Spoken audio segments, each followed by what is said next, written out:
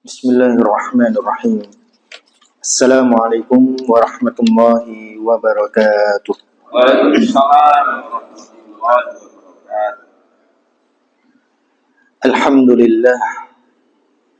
Alhamdulillahilladzi anzala as-sakinata fi qulubil mu'minin liyazdadu imanan ma'a imanihim. Ashhadu an la ilaha illallah al-malikul haqqul mubin. وأشهد أن محمدا عبده ورسوله صادق الوعد الأمين اللهم صل وسلم وبارك على نبينا ومولانا محمد وعلى آله وأصحابه ومن تبعهم بإحسان إلى يوم الدين. قال الله تعالى في كتابه الكريم: أعوذ بالله من الشيطان الرجيم. يا أيها الذين آمنوا اتقوا الله ولتنظر نفس ما قدمت لغد واتقوا الله إن الله خبير بما تعملون. Alhamdulillah, Bapak, Ibu-ibu jamaah yang dimuliakan oleh Allah Ta'ala, pada kesempatan pagi hari ini, Alhamdulillah, di suasana yang cerah dan pagi hari yang insya Allah menyegarkan dan juga membuat kita sehat. Pada kesempatan pagi hari ini kita diberikan nikmat yang luar biasa oleh Allah Ta'ala dengan hadirnya kita di majelis dan di tempat rumah Allah Ta'ala yang mulia ini. Mudah-mudahan dengan niatan dan juga usaha kita ini bisa menjadi catatan amal soleh nanti di akhirat dan juga menjadi bekal buat kita untuk menghadap Allah Subhanahu wa Ta'ala.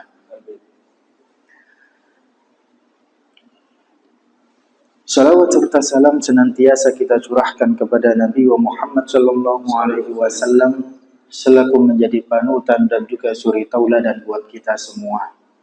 Karena beliau, alhamdulillah, kita bisa mengenal Islam, kita bisa memahami Islam, kita mengenal Allah Ta'ala dan beribadah dengan cara yang benar.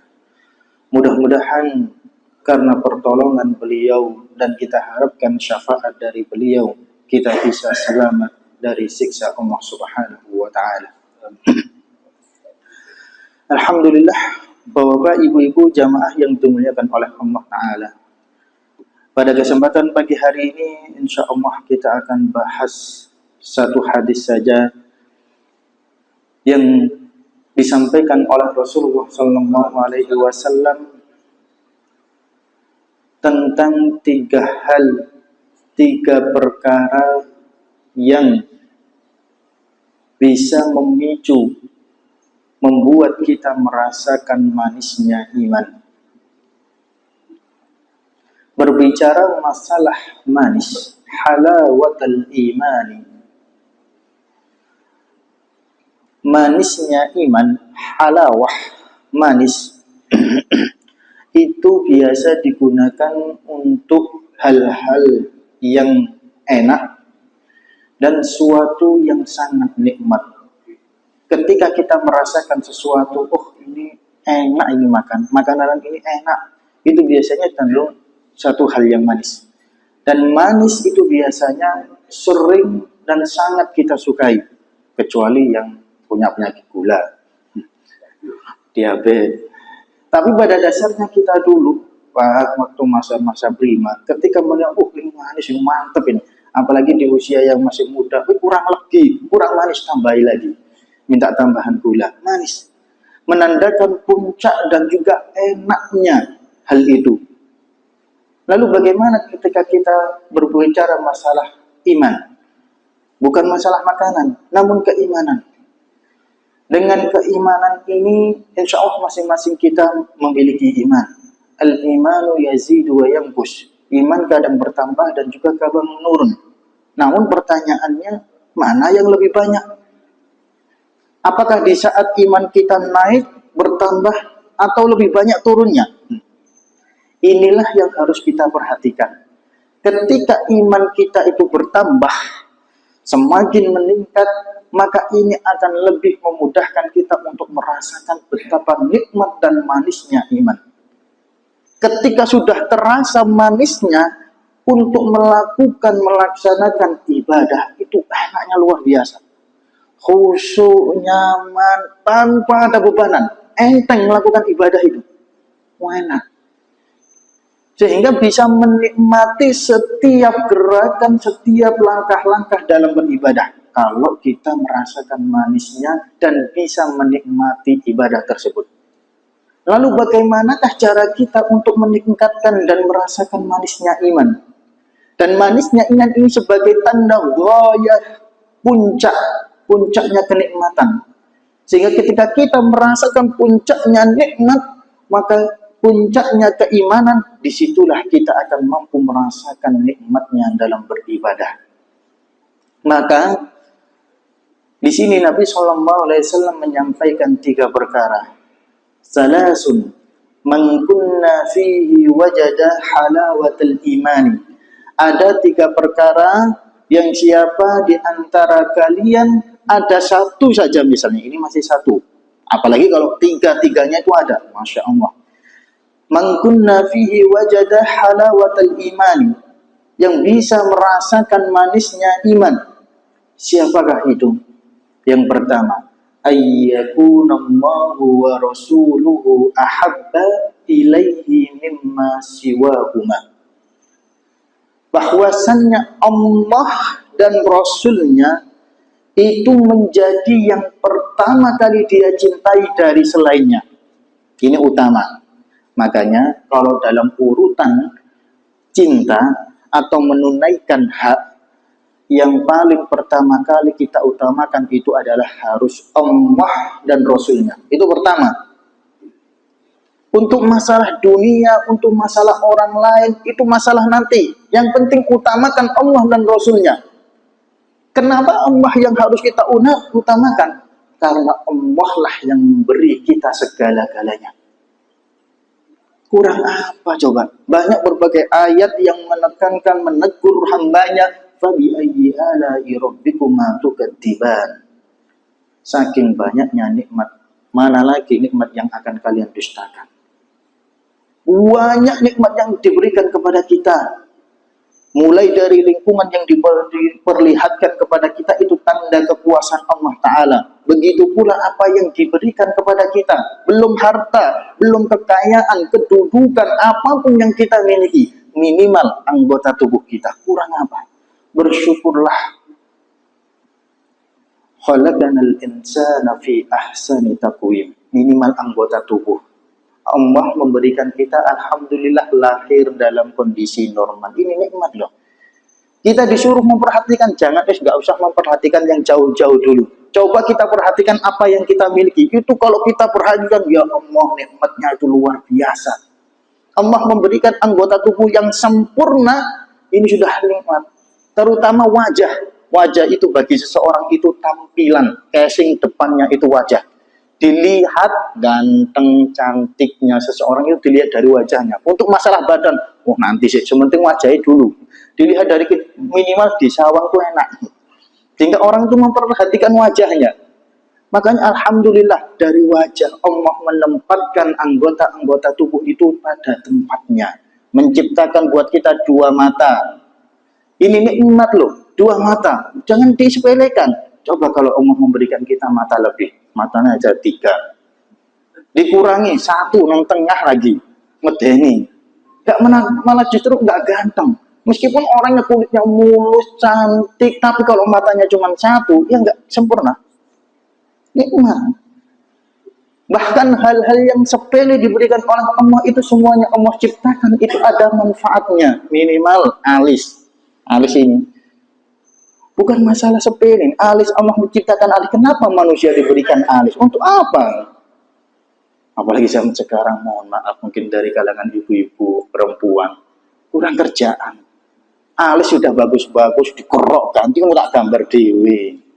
Kurang bagus digambar-gambar, dikerok. Manfaatnya besar. Alis ini ada bulu-bulunya, ada rambutnya. Dan kalau kita bayangkan, Masya Allah, alhamdulillah Allah menciptakan alis ini tumbuhnya tidak secepat rambut. Nggak secepat rambut. Tumbuhnya itu awet, perlahan-lahan, meskipun tumbuh tapi perlahan dan bertahan lama. Coba kalau cepet panjangnya kayak rambut, bingung tukang cukur dulu, potong apa potong alis pak.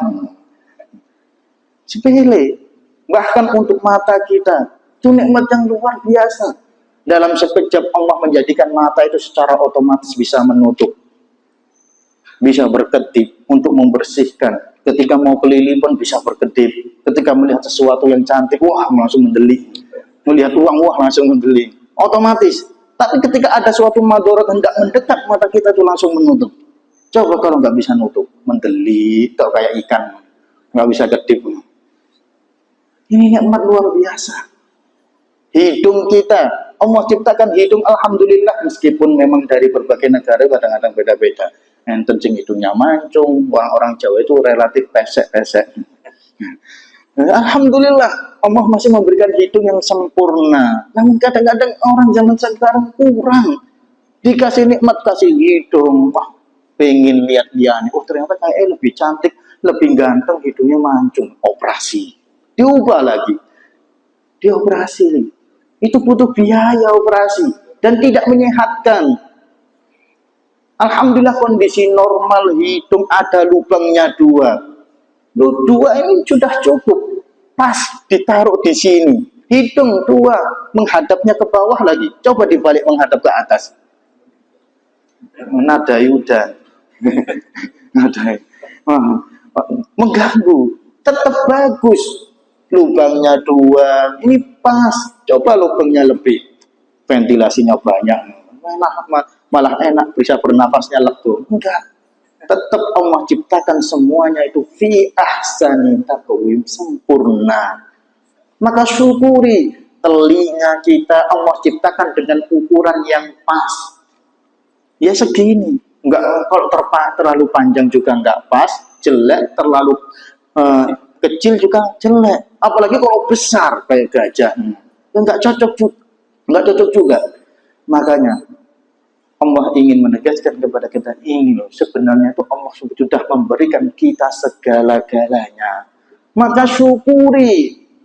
Maka kalau hendak mencintai, memberikan hak, kedepankan pertama kali itu Allah Ta'ala. Lalu bagaimanakah caranya kita menunaikan hak Allah? Maka itu yang harus kita pahami. Untuk menunaikan hak Allah, pertama kita harus bersyukur. Ini salah satu bukti. Syukuri nikmat Allah Ta'ala itu minimal selalu senantiasa kita sebut nama-nama Allah. Alhamdulillah, Masya Allah. Jangan malah meso-meso.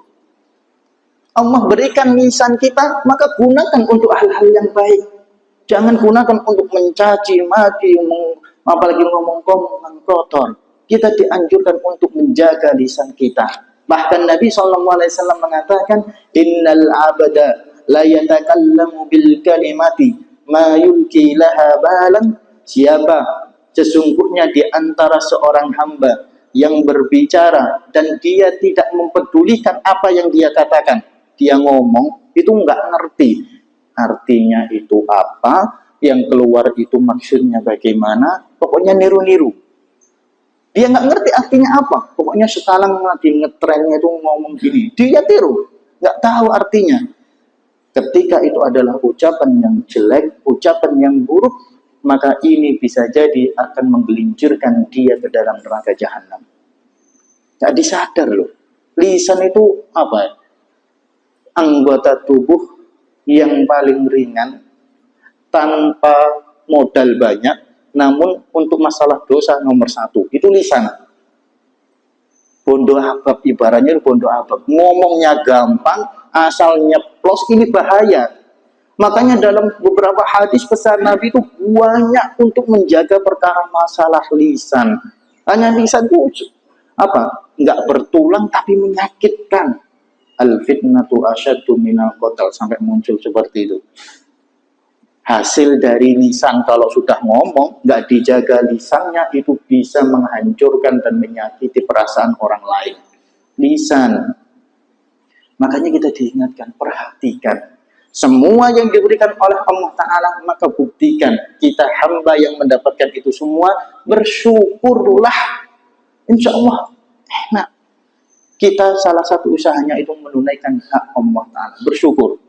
Begitu pula yang kedua, beribadah. Ini tujuan utamanya.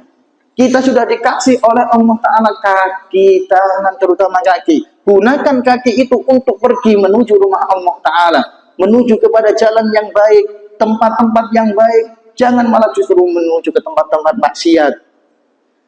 Bagaimana kalau misalkan Allah mengambil kaki tersebut? Kita sendiri yang susah. Ini dijadikan peringatan. Makanya Allah seringkali itu memberikan berbagai macam sarana untuk mengingatkan manusia supaya ingat selalu kepada Allah Ta'ala. Melalui satu tanda kekuasaannya, melalui ciptaan-ciptaannya, dan juga melalui musibah-musibah atau bencana yang dia berikan. Supaya manusia itu ingat, kurang apa? Atau bahkan memberikan rezeki, supaya dia ingat kepada Allah Ta'ala. Ini salah satu usaha Allah mengingatkan hambanya. Jadi kasih sayang Allah itu sebenarnya luar biasa diberikan kepada kita. Sudah dikasih apapun, sebenarnya Allah itu tidak ingin membiarkan kita terjerumus lama-lama ke dalam kemaksiatan. Ketika kita lupa saja diingatkan oleh Allah, diambil sedikit nikmat saja, tetap nggak ingat, tetap nggak mau tobat, tak ambil lagi. Ibarat kalau anak dihukum, loh, belum kapok, tak hukum lagi. Masih belum kapok lagi, diambil lagi, dihukum lagi, lebih berat. Allah mengambil sedikit-sedikit, diberikan kesusahan-kesusahan supaya ingat kembali kepada Allah Ta'ala. Nah, kok misalnya ada orang sudah diingatkan berkali-kali tetap jegideg, nggak ada pergerakan. Ini orang-orang yang sudah hatinya keras kepala dia, nggak mau mendengarkan dan tidak mengambil ibrah dari hal itu semua. Makanya kembali kepada dalam pesan Nabi SAW, maka ini kenapa harus kita tunaikan hak Allah Ta'ala. Ayyakunallah wa rasuluhu ahabba ilaihi mimma siwahuma. Kalau kita mampu mengutamakan, memprioritaskan cinta kepada Allah, itu kita utamakan pertama kali. Dan yang kedua itu Rasul, Nabi, cinta Nabi. Cinta Nabi itu bisa memperbanyak sholawat. Ini anjurannya. Makanya ada hadis Nabi menyebutkan, siapa yang disebut nama Nabi, dia tidak mau bersolawat, maka dia orang yang bakhil, orang yang medit dia. Padahal manfaat sholawat, Masya Allah. Kita bersolawat atas Nabi sekali saja, sallallahu biha asron, sallallahu alaihi asron. Allah akan ganti bersolawat atas kita itu 10 kali. Ganti, dapat balasannya 10. Kita sholawat modalnya cuma 1, dapat 10, untungnya banyak. Belum lagi dengan bersolawat, harapannya kita mendapatkan syafaat buat dari Nabi SAW nanti di akhir. Bersolawat, perbanyak sholawat. Sallallahu ala Muhammad. Enak kita nyebut Nabi, menandakan kita cinta kepada Rasulullah SAW. Biasanya pepatah Arab mengatakan, orang yang mencintai sesuatu atau senang kepada seseorang, kasira dzikruhu, mesti dia akan banyak mengingat dan menyebutnya. Ibarat kalau ada seorang pemuda, kalau senang kepada wanita, itu biasanya teringat-ingat, terngiang-ngiang terus, nggak bisa tidur ya. Dalam mimpi teringat, makan teringat, disebut-sebut. Namanya disebut karena saking senengnya. Baik loh seneng. Pokoknya ketika dibahas perempuan ini, wah dia senengnya luar biasa. Banyak mengingatnya. Sama. Kalau kita ngaku cinta kepada Allah dan cinta kepada Rasul, kita buktikan seberapa banyak kita menyebut nama Allah Ta'ala. Seberapa banyak kita menyebut nama Nabi SAW. Seberapa banyak kita bersolawat kepada beliau. Itu salah satu tanda kecintaan kita kepada beliau. Sholawat. Yang kedua, tanda kecintaan kita kepada beliau itu bittibaihi, dengan mengikuti sunnahnya. Ini yang penting. Tidak cukup bersolawat saja. Memang bagus solawat, itu salah satu usaha lisan.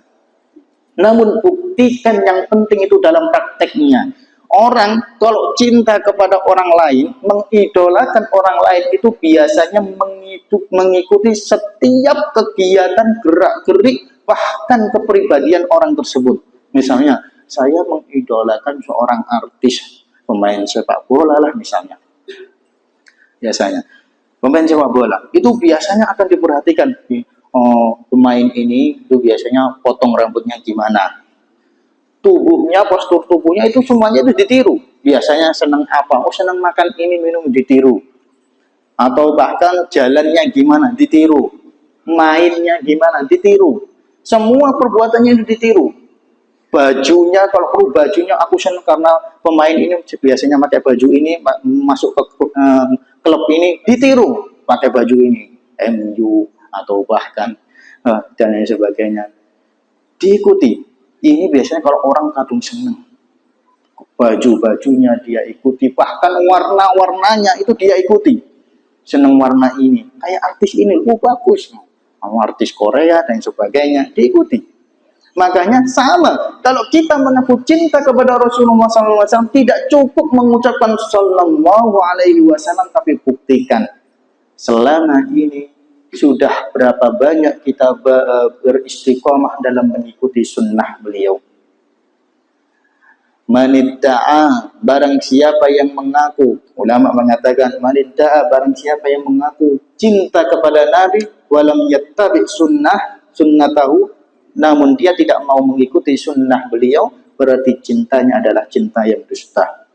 Bijui dia. Orang kalau benar-benar cinta mesti akan mengikuti apa yang dilakukan oleh orang yang dicintai. Diikuti. Maka sunnah Nabi itu apa? Banyak sunnah Nabi. Bahkan ditunjukkan, dibuktikan melalui hadis-hadis beliau. Makanya kalau kita ingin memahami, mengerti sebenarnya sunnah Nabi itu apa? Banyak. Makanya harus kita pelajari. Sunnah Nabi itu apa saja berkaitan dengan masalah sholat, ibadah, muamalah, bahkan kepribadian beliau. Maka ikuti apa yang dilakukan oleh Rasulullah. Kita sudah punya panutan sendiri, nggak usah jauh-jauh cari artis ini, artis ini. Kita sudah punya panutan, khairun nas wa khairul anbiya, sebaik-baik manusia dan sebaik-baik para nabi. Itu sudah punya sebenarnya kita itu. Namun kenapa banyak anak-anak muda zaman sekarang, orang-orang zaman sekarang, anak-anak kecil, kalau ditanya, "Li, idolamu siapa?" "Wah, pemain ini, aktor film ini, atau bahkan kayak artis ini." Juarang, oh saya pengen seperti Nabi, saya pengen seperti sahabat Umar bin Khattab, Utsman bin Affan, atau bahkan Ali, Khalid bin Walid gagahnya. Jarang. Bahkan hampir nggak ada. Jangankan yang kecil, yang tua pun kadang-kadang ya idolanya juga beda. Milih artis-artis Korea, yang putih-putih, yang glowing-glowing, ditiru. Iya, mereka memang pabrikannya, cetakannya memang putih-putih, mulus-mulus. Kalau dibandingkan dengan orang Jawa, sing gaweane kena panasan, sing biasanya kerjaannya di pasar, neng sawah apalagi, ya nggak bisa dibandingkan. Oh, saya pengen putih kayak artis Korea, ya memang pabrikannya ngoten, nggak bisa dipaksakan. Mungkin bisa dipoles, dipelamir, didobel-dobel ben tambah putih. Akhirnya apa? Yang putih wajah itu, tangannya ireng. Makanya lucunya sekarang kadang-kadang seperti itu. Wah, seperti yang penting casingnya, wajahnya itu sepenting tampil putih, tampil bagus, glowing. Untuk masalah tangan urusan buri, nanti bisa ditutupi. Kelihatannya putih, namun kalau sudah keringetan wis luntur. Makanya tetap mengedepankan tampilan. Makanya kalau kita memang mengikuti cinta kepada Nabi, ikuti sunnahnya. Kalau kita nggak mengikuti sunnah, jangankan sunnah, ibadah saja kita nggak memperhatikan, bagaimana kita mengakui cinta Allah dan Rasulnya. Makanya Allah Ta'ala berfirman, "Qul in kuntum tuhibbunallaha fattabi'uni yuhibbukumullah." Kuncinya itu, kita cinta Nabi, maka itu menunjukkan kita cinta kepada Allah Ta'ala. Dapat cintanya double. Dengan mengikuti sunnah beliau, menunjukkan kita benar-benar mentaati nabinya, mentaati dan mencintai Allah Subhanahu wa Ta'ala. Makanya ayyakunallahu wa rasuluhu ahabba ilaihi mimma siwahuma. Tetap utamakan Allah Ta'ala. Utamakan perkara-perkara masalah berkaitan hak-hak Allah Ta'ala dan Rasulnya. Ketika disebut namanya, perbanyaklah nama-nama Allah disebut. Perbanyaklah sholawat atas Nabi. Karena apa? innamal mu'minuna alladzina idza dzukirallahu wajilat qulubuhum wa idza tuliyat 'alaihim ayatuhu zadatuhum imana wa 'ala rabbihim yatawakkalun. Surat Al-Anfal. Makanya ini tanda-tanda orang yang beriman.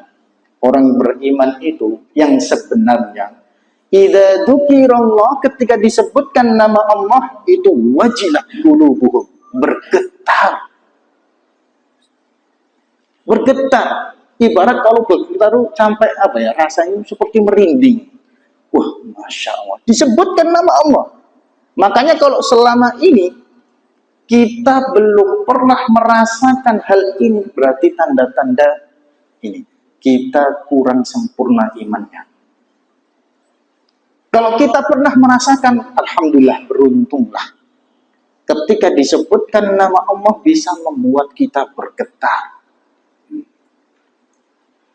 Ibarat orang kalau mencintai seseorang, apalagi ketika dikabarkan, jangan tahu, itu Pak, ada pemain ini, artis ini datang ke desa kita, atau bahkan ke blok ini, mau silaturahim ke sini. Disebut namanya saja, senengnya luar biasa. Disebut namanya.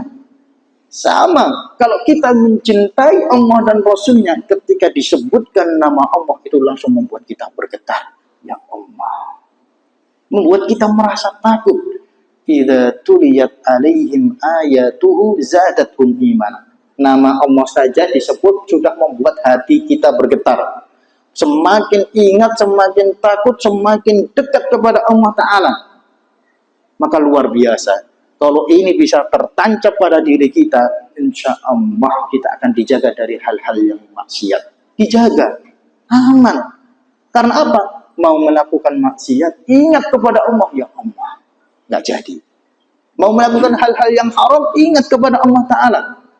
Karena disebutkan nama Allah Ta'ala. Itu baru namanya. Apalagi wa idza tuliyat alaihim ayatuhu, ketika dibacakan ayat-ayat Allah, zadathum imana, imannya itu semakin bertambah. Ini berarti orang-orang beriman.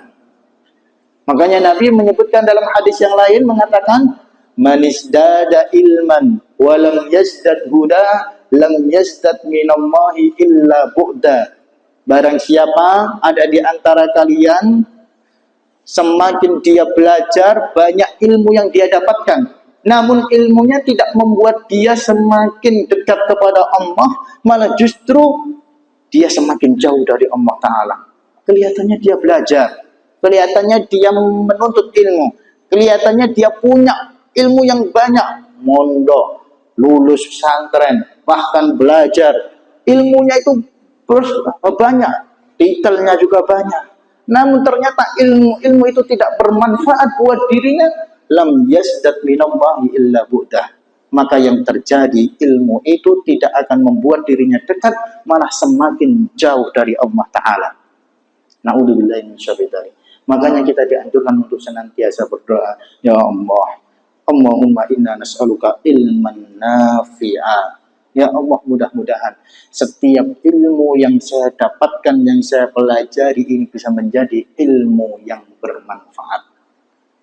Jadi nggak cuman berusaha menjadi kebanggaan saja. Oh, khatam kitab ini. Namun buktikan dari mempelajari kitab-kitab tersebut, meskipun khatam selesai, bukan berarti oh khatam selesai kemudian wah terlewatkan begitu saja. Namun buktikan sudah berapa banyak ilmu yang bermanfaat buat kita semua. Yang kita amalkan itu seberapa? Dari sekian tebal buku ini, kitab tersebut, itu sudah berapa banyak ilmu yang sudah kita dapatkan.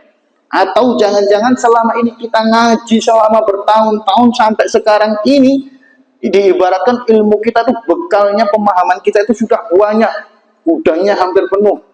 Namun ternyata tidak membuat kita semakin dekat kepada Allah Ta'ala. Ini hati-hati. Ilmunya ini hati-hati. Khawatirnya tidak justru membuat dia mendapatkan hidayah, malah justru menyesatkan dirinya dan orang lain. Jadi orang pinter, punya ilmu, tidak dimanfaatkan dengan baik, malah justru dijadikan alasan untuk menolak kebaikan. Kadang-kadang ini yang terjadi. Semakin pinter, semakin paham, itu mestinya dia semakin tawadhu.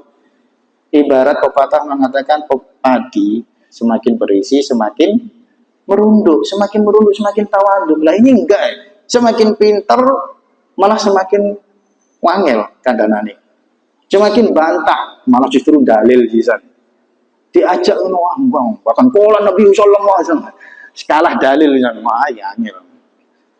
Tidak digunakan untuk hal yang baik, malah digunakan untuk mendebat, untuk menolak kebenaran, untuk menolak ajakan kebaikan, bahkan tidak mau menerima nasihat. Bahaya ini. Maka khawatirnya ilmu ini tidak menjadi bermanfaat buat dirinya. Makanya wa idza tuliyat alaihim ayatuhu zadatuhum imana. Kalau selama ini ada ayat-ayat Allah disampaikan kepada kita, dibacakan kepada kita, itu bisa membuat iman semakin bertambah, maka bersyukurlah. Beruntunglah. Berarti kita termasuk orang-orang yang diberikan kesempatan oleh Allah bisa merasakan manisnya iman. Sehingga ketika dibacakan ayat-ayat Allah, Bismillahirrahmanirrahim, jangankan bacakan ayat Allah, ketika disebut nama-nama Allah, mau membaca ayat-ayat Al-Quran, sudah merinding. Ibarat kalau apalagi yang baca enak. Maka biasanya kalau saking senangnya, nikmatnya, mendengarkan suaranya saja, saking bagusnya itu bisa membuat kita merinding. Itu bagusnya luar biasa. Apalagi kalau kita memahami ayat-ayat tersebut. Bahkan bisa meneteskan air mata. Masya Allah. Meneteskan air mata. Menangis. Karena bisa meresapi, memahami, ya Allah. Ayat ini menjelaskan tentang ini, menerangkan ini, menegur kita tentang ini. Bisa dijadikan pelajaran buat dirinya. Zadathum imana. Ini tandanya. Kalau selama ini ayat-ayat yang disampaikan kepada kita melalui khotib, taklim, majelis ilmu, atau bahkan acara-acara yang lain, ketika dibacakan ayat Al-Quran bisa membuat kita semakin bertambah iman kita, membuat kita semakin dekat kepada Allah, maka ini tandanya kita akan diberikan bisa merasakan manisnya iman. Zadathum imana. Makanya kembali, ini tidak akan terjadi kalau misalkan kita tidak mencintai Allah dan Rasul-Nya. Mustahil kalau kita tidak mencintai Allah dan Rasul-Nya, itu bisa membuat hati kita itu bergetar ketika disebutkan nama Allah, ketika dibacakan ayat-ayat Al-Quran. Makanya anjurannya dalam Al-Quran, anjurannya dari Allah Ta'ala dan Rasul-Nya, perbanyaklah ikra, bacalah Al-Quran. Ikra warattil, karena kedudukan kita nanti di akhirat itu akan semakin tinggi tergantung seberapa banyak ayat yang kita baca. Saya sudah khatam Al-Quran, ulangi terus, baca terus Al-Quran. Maka usahakan hari-hari kita sempatkan. Kita punya kitab suci, kita punya Al-Quran, nggak usah baca-baca yang lain. Tetap ini pedoman kita, sempatkan. Paling tidak dalam satu hari sudah berapa banyak ayat yang kita baca. Kalau kita mampu baca satu halaman, alhamdulillah bagus. Dipertahankan setiap hari. Kalau perlu ditarget, pokoknya setiap hari saya akan membaca segini, ayat beberapa ayat atau 5 ayat. Saya nggak bisa saking sibuknya, minimal baca 1 ayat. Nggak bisa lagi, nggak bisa di separuh, setengah ayat, setengah ayat, nanggung. Tapi usahakan tetap 1 ayat tetap kita baca. Surat apapun kita baca minimal, apalagi kalau kita usahakan bisa murajaah untuk hafalan. Wah, bukan masanya sekarang hafalan kayak anak pesantren saja. Enggak. Tetap kalau kita ingin mendapatkan keutamaan yang lebih besar, tidak cukup untuk membaca Al-Quran. Semakin kita banyak menghafal ayat-ayat Al-Quran, meskipun di usia yang sudah tua, di usia yang seperti ini, dengan kesibukan seperti ini, namun kalau kita niatkan, kita punya tekad, ya Allah, saya ingin jadi hafid Quran, insya Allah bisa. Tapi kalau sudah dari awal kita menyerah, ya wis boten kelakon. Makanya tetap, kalau kita sendiri nggak mampu membaca, bisa kita minta tolong kepada yang lainnya. Pak, tolong jangan moco kulo yang mendengarkan. Itu boleh, karena Nabi sendiri itu pernah melakukan. Nabi yang ayat Al-Quran wahyu Al-Quran ini diturunkan kepada beliau, beliau itu pernah minta tolong kepada sahabat Ibnu Mas'ud. Hai Ibnu Mas'ud, coba bacakan ayat Al-Quran. Ibnu Mas'ud ya sungkan, wahai Nabi, Al-Quran ini diturunkan kepada jenengan, kok saya disuruh bacakan Al-Quran juga enak lah. Nggak apa-apa, saya ingin mendengarkan bacaan dari kamu. Ya sudah, karena Nabi memaksa, akhirnya Ibnu Mas'ud baca. Meskipun sungkan-sungkan, dibacakan surat An-Nisa. Sampai pada suatu ayat, al-yawma akmaltu lakum dinakum. Maka beliau kemudian ngomong kepada Ibnu Mas'ud, cukup wahai Ibnu Mas'ud. Karena apa? Beliau itu nggak kuat. Nggak kuat bagaimana? Nggak kuat itu bukan berarti nggak kuat kesuwen, enggak. Nggak kuat memang ketika sampai pada ayat tersebut, itu beliau merasa, oh ini tanggung jawab saya itu berat. Karena ayat tersebut menjadikan peringatan kepada beliau, ingatlah wahai Muhammad, kamu akan menjadi saksi bagi umatmu nanti di hari kiamat. Ini berat, tugas yang berat. Maka beliau sampai meneteskan air mata, cukup wahai Ibnu Mas'ud, saya nggak kuat lagi.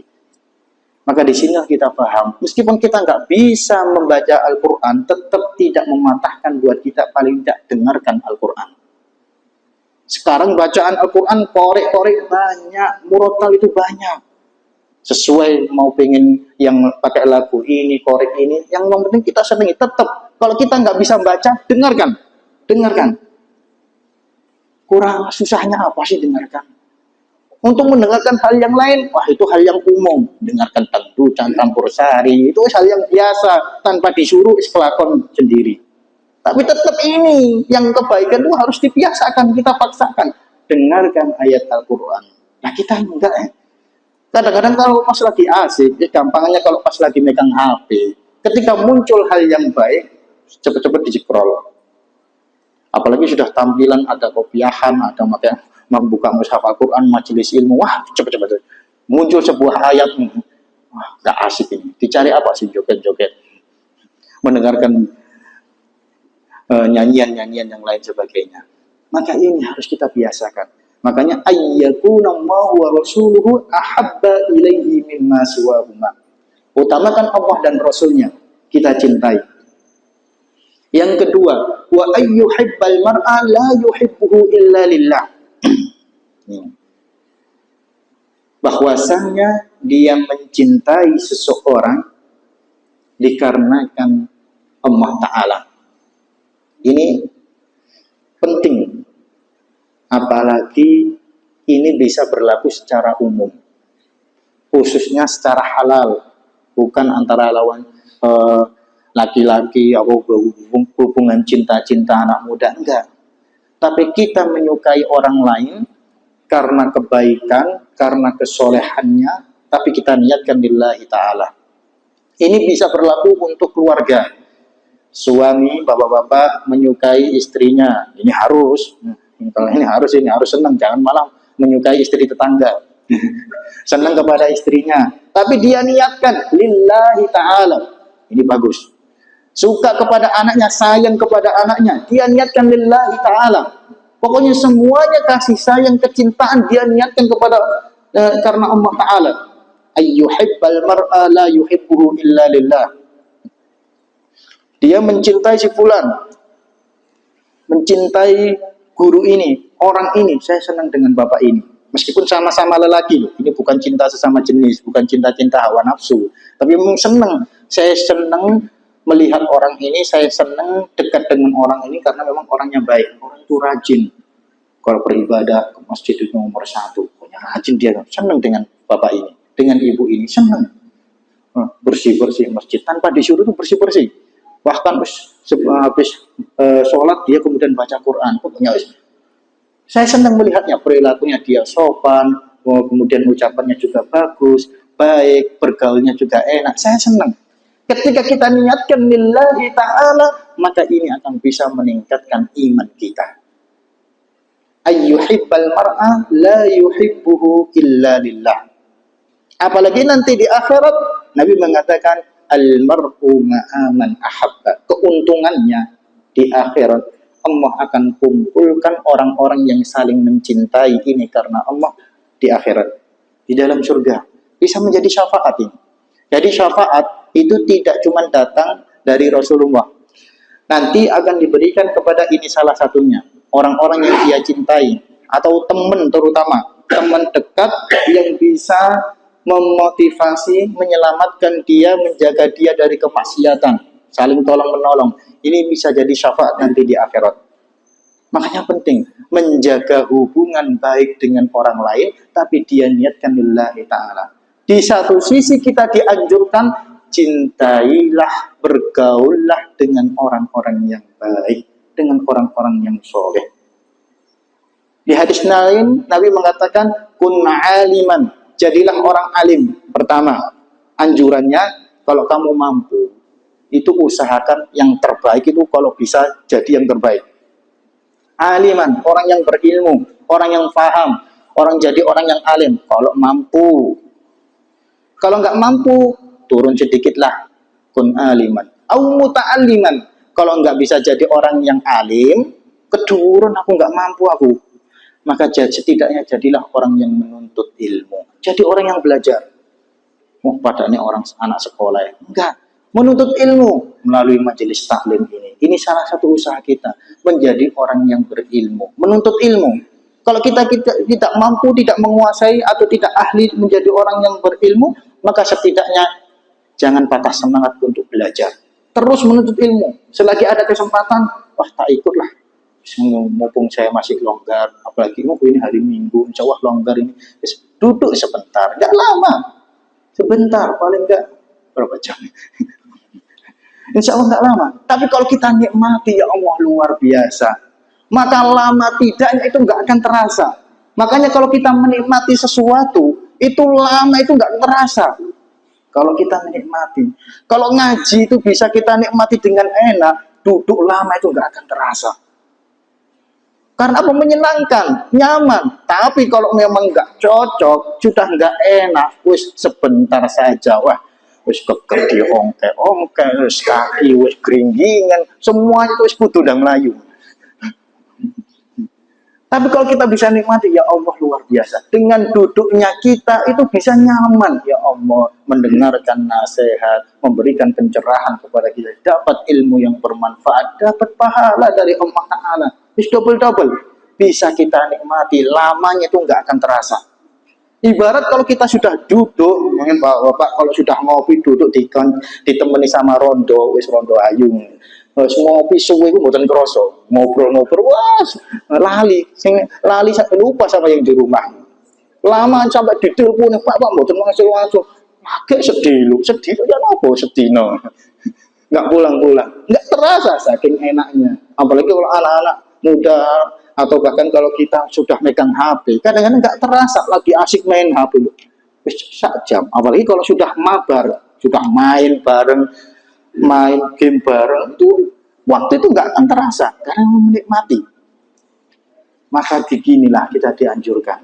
Kalau kita bisa ingin menikmati ibadah kita, bisa merasakan kenyamanannya, lamanya ibadah itu nggak akan terasa. Enak, kok sedih lupa ya. Baru mulai sudah bubar. Tapi gimana sekarang yang kita rasakan? Seringkali sebaliknya. Kapan rampungnya itu jam sama ini, itu matahari cerah ini, tak bubar-bubar.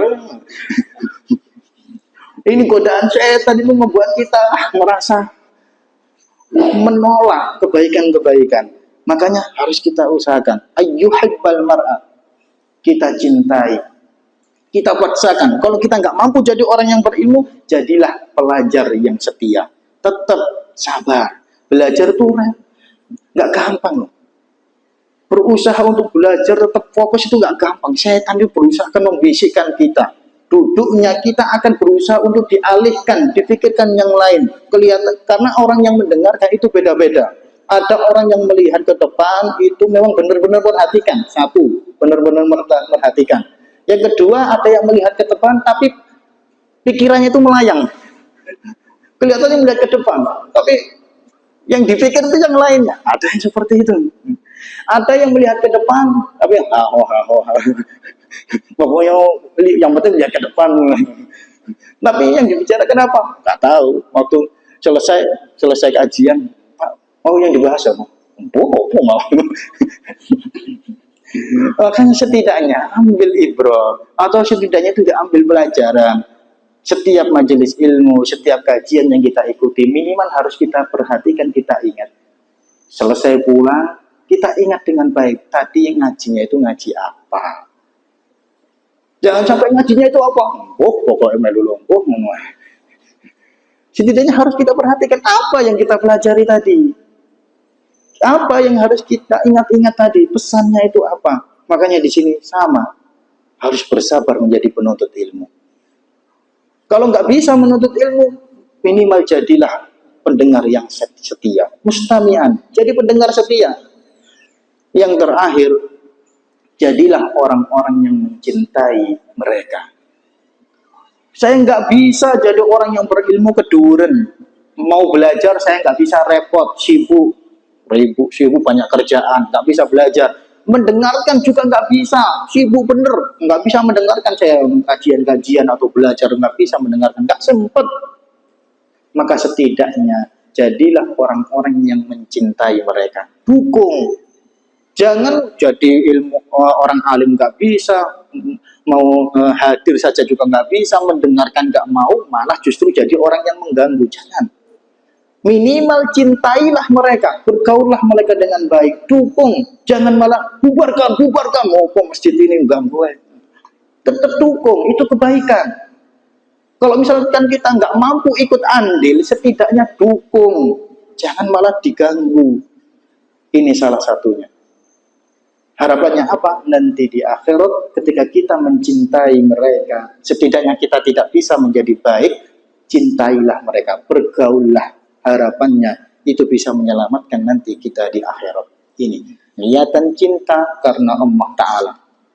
Yang terakhir, wa ayyakraha ayyauda fil kufri kama yakrahu ayyukdafa bin nari. Dia benci kembali kepada kekufuran. Dia nggak senang. Ini orang-orang yang benar-benar bertaubat kepada Allah Ta'ala. Imam Nawawi menyebutkan dalam bab taubah, kalau dalam Riyadhus Shalihin, itu banyak syarat-syaratnya taubat. Taubat itu enggak cuma tak taubat saja, enggak, ada syaratnya. Orang dikatakan taubatan nasuha itu bagaimana? Di antaranya, dia tidak mengulangi kemaksiatan yang dia kerjakan. Ini di antaranya. Artinya apa? Kalau dia ngakunya taubat, harus berhenti temen, jangan diulangi. Wah, kayaknya aku kangen. Jangan diulangi. Kalau kita sudah pernah melakukannya, ingin berhenti taubat, jangan diulangi. Nanti akan justru memperkeruh. Ibaratnya dalam rumah tangga, mohon maaf, mungkin entah itu dari pihak suami atau istri, misalnya selingkuh. Ini menghancurkan rumah tangga, selingkuh. Kalau memang benar-benar bertaubat, sadar, hentikan, putuskan semua hubungan, jangan dilanjutkan. Meskipun ada perasaan, wah dulu pernah bermesraan, aku kangen, jangan dibaleni. Cari-cari kesempatan, jangan. Kalau dibaleni semakin ribut. Makanya kalau kita ingin berhenti, bersihkan, berhenti dengan sehenti-hentinya. Jangan diulangi. Ini salah satu bentuk taubat kita. Makanya ayyakraha ayyauda fil kufri. Dia itu benci kembali kepada kekufuran. Kama yakrahu ayyukdafa bin nari. Seperti dia bencinya kalau misalkan dia dilemparkan, dijerumuskan ke dalam neraka. Siapa sih yang senang dimasukkan ke dalam neraka? Kalau diberikan sebuah pilihan, Pak, Bu, jenengan pilih mana? Masuk surga atau masuk neraka? Otomatis rata-rata naluri kita manusia itu mesti dicari tempat-tempat yang enak, nyaman, dan menyenangkan. Mustahil saya lebih memilih masuk penjara, disiksa, orang gila ini. Makanya pilih tempat yang enak, masuk ke dalam surga. Maka benci untuk masuk ke dalam, dijerumuskan masuk ke dalam neraka. Meskipun dipersilahkan, digelar karpet merah, silahkan monggo Pak masuk ke dalam neraka. Enggak akan suka. Karena apa? Posisinya, kondisinya itu enggak enak, menyakitkan, penuh siksaan. Enggak akan suka. Benci dia. Maka setidaknya ini, tancapkan dalam benak kita, kalau kita ingin melakukan kemaksiatan, setidaknya berpikirlah. Ibarat kita ingin dijerumuskan ke dalam neraka. Kalau kita senantiasa berpikir mau melakukan maksiat, wah neraka ini, insya Allah akan terjaga kita. Tapi sekarang enggak. Banyak orang itu menyepelekan perkara maksiat. melupakan tazkirah, ancaman, indar dari Allah Ta'ala berkaitan dengan siksa neraka dan hukuman Allah Ta'ala. Jangankan tentang neraka, kadang secara nyata, awas loh, yang dilanjutkan, ini disiksa, kadang diberitahukan tentang siksa Allah, itu tidak bergerak sama sekali. Wah, oh siksa itu enggak apa, menter, mendal. Ibarat kalau diberikan nasihat, masuk telinga kanan, keluar telinga kiri. Kalau ini belum masuk, masuk telinga kanan, belum masuk, keluar telinga kanan. Belum masuk itu mendal peringatan. Terus diingatkan, diancam. Allah mau Ta'ala sampaikan hadis Nabi, bagaimana ancaman siksaan neraka, ngerinya peristiwa kiamat, itu tidak membuat dia bergetar, tidak membuat dia takut, malah justru sebagai tantangan. Wah, semakin aku tertantang untuk berbuat kemaksiatan ini, beda.